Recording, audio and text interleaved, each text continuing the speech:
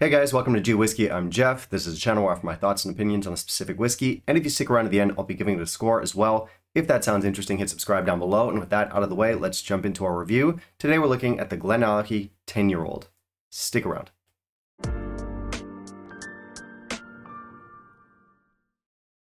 Okay, so it's a Glenallachie today. We've got the 10-year-old. This one is the cask strength release, and the one I've got here is batch 9. Now, I have looked at this bottle before, but it was not the same batch. It was years ago. I think the one I looked at was batch 5, if I'm not mistaken. So it's been a minute. We can probably expect some changes, possibly small ones, maybe big ones. Not that I'd remember anyway, so that doesn't matter.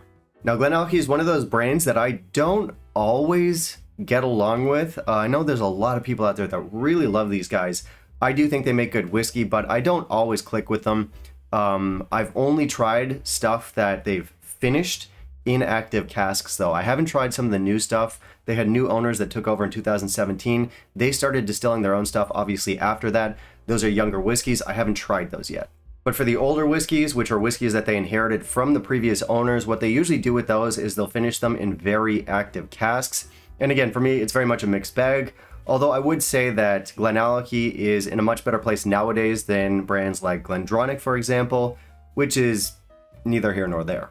Anyway, I am really looking forward to trying those newer whiskeys that were distilled after 2017. I hear a lot of good things. As for the older stuff, again, very heavy on the casks, and it's a style I used to really love. Like if you go back and watch some of the very early videos on this channel, I'll go on and on about how much I love sherry bombs, that kind of thing, and it's a style I'm just less enamored with nowadays. Back when it was more my thing is around the time that I last looked at this stuff, and I did really like it. I gave it a high score, I think maybe 88, I don't really remember. Easily could have checked, didn't. But yeah, no, this will be interesting to come back to nowadays where I realize my tastes have changed a little bit. And listen, I do want to clarify, I do like Glenallachie and I think they make great whiskey, but for me, it's just like I need to be in a certain mood, like I need to be in that sherry bomb zone. The mood needs to be right. So I do want to be careful not to dismiss it. This could work.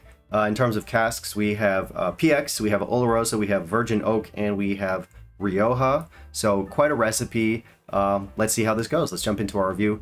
In the meantime, if you'll kindly leave a like down below, that'd be greatly appreciated.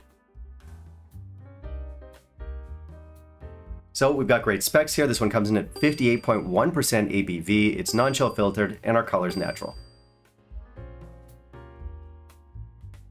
Okay, so in terms of look, presentation, I've made my thoughts about Glenallachie known many times before on the channel. I always crack the same stupid joke. I always say this bottle looks like it was pulled straight out of the Flintstones. I think it's ugly. I think it's tacky. I hope they rebrand at some point. For now, it's 0.5 out of 5. It does say non-chill filtered. It says no color added. It doesn't tell us anything about the casks used in the production. That would be nice to know. I mean, we can find that information. It would be nice to have it on the box or the label. The box does give us some tasting notes. We have some minor markety blurbs there, nothing obnoxious. All the information that we need is there, and the bottle looks bad. Okay, so I did add water here. On the nose, this is very fruity. We get the classic figs, raisins, dates, Christmas cake, plums, cinnamon, nutmeg, just very, very typical sherry notes, but we have that added cask strength intensity. There's also some chili heat here. There's dark berries like blueberries. There's some cherry, black forest cake type notes. It's nice. The palate and finish give us a big hit of berries up front, loads of blueberries. There's spicy oak, there's pepper, there's caramel, there's honey. There's also unsweetened cocoa, orange peel, tannins, again some chili spice, some dark berry jam, and some lingering heavy oaky type notes, maybe like a damp oak or a damp earth maybe. It's a long finish. Okay, so I do think this is a good one as long as you're not expecting any surprises. In a lot of ways, this is very typical, maybe even a little bit predictable, but it is good. I think it's a nice addition to the sherry bomb genre. Can I say genre? It's my channel. Who's going to stop me? I like that this doesn't come across too sweet or too heavy, and of course it is heavy, it's a cask strength whiskey, but it's not like overly dark or brooding or dense. In terms of sweetness, I feel like the sweetness is nicely tempered by notes like orange peel, tannins, and oak, so that does give it a bit of an angle, and I think the flavors here play off of each other nicely. This stuff is not as sweet as the 12. If you're looking for a sweet Glenallachie, this could scratch that itch, but it's not, it doesn't compare to some of the other ones, which for me are often too sweet. The fact that this one is tempered, as I said, is one of the reasons I like it. I mentioned earlier that this is very much a typical cask strength sherry bomb. It really is. It's one of those whiskeys that's not breaking any new ground. It's not going to take you anywhere unexpected, but that's not like required to be a good whiskey.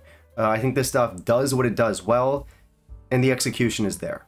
So if the Christmas cake, figs, dried fruit, plums, cinnamon, if that classic sherry bomb style is the vibe you're looking for, I can't imagine you not getting along with this one. Of course, I could make the complaint that I'm not getting enough distillate and it's too cask driven. But the thing is, there's a lot of different styles of whiskey, obviously, and you're not signing up for something with a gentle cask influence or something that's distillate driven when you buy a cask strength sherry bomb. You just aren't. You're not going to go out, buy a donut, and then act surprised when it's very oily and sugary. It's a donut. And this is Glenallachie. This is what they do, and it's done well. So you're going to be on board or you aren't.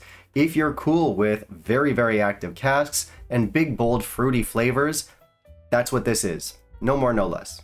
Ultimately, though, this is not a whiskey that gets me personally very excited, but I can see if you're someone who's really into this style that you would get excited about this one. Even as someone who's not like super into sherry bombs, I can get behind this whiskey, and it is one that I want to recommend as long as you know what you're signing up for. And I would hope that after you watch this video, you have a pretty clear idea about what kind of whiskey this is. So for score, I'm going to give this one 86, and I think if you're really into sherry bombs, you'll probably go a little bit higher. This gives us a nice, bold profile. We have a good interplay of flavors, and it's a viscerally enjoyable whiskey that scratches that sherry bomb itch very nicely. So it's a great one if you're itchy. So for value, I think our price is pretty okay. It's not excellent, but it's pretty okay, especially after the last couple years. I know it wasn't like this in every market, but here in Taiwan for the last like 2 years maybe, Glenallachie 10s have been wildly expensive. And lately this year it seems like they've sort of like come back down to earth, which is very welcome. I paid about 75 US, so just shy of like 65 pounds for this one.